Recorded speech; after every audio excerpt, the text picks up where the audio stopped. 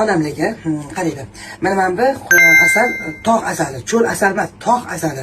Bu stressga, charchoqga, tomoq og'rig'iga, shamollashga mana shundan olaman. Mana bu asalda qaraydi, mana bunda hozir men indek tayyorladim.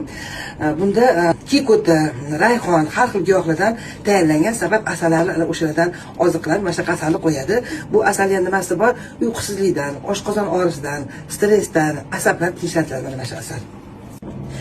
Asali eng kuchligi mana shunda bo'ladi. Bu yerda mana qaranglar, propolis ona asal arini sutidan bo'lgan mana. Bu yerda ona asal arini suti bo'ladi, mana qaranglar.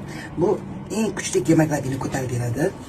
Oshqozon og'riqlariga kuchli shamollashgan bu mana ini bilan birga yesa, mana shunchagina ertalab, ini bilan shirinni ko'rgan, mana inidagi hamma shiringa.